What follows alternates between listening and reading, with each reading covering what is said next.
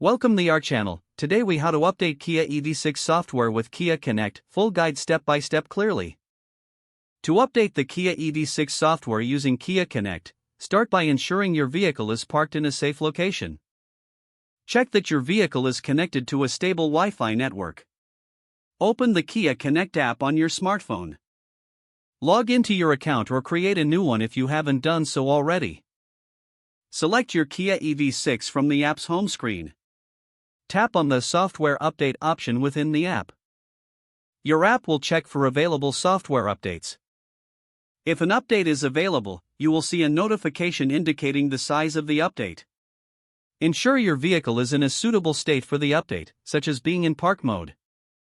It's advisable to keep the vehicle running or ensure the battery is sufficiently charged during the update.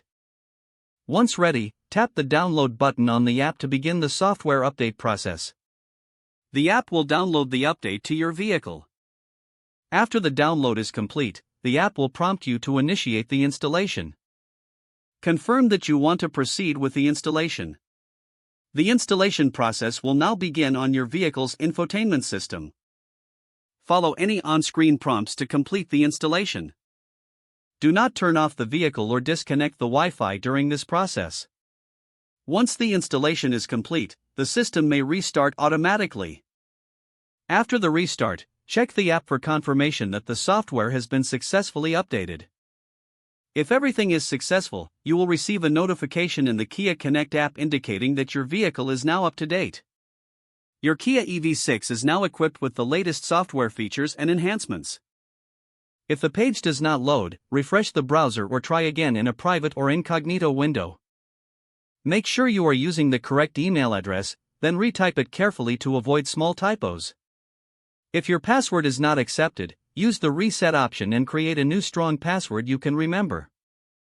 Check your spam folder for verification or security emails, then complete any requested confirmation steps.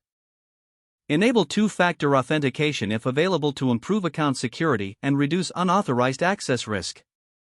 After signing in, review your profile details so your contact information and settings are accurate and current.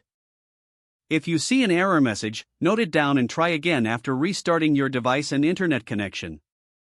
Don't forget to like this video and subscribe to our channel for more step-by-step tech guides.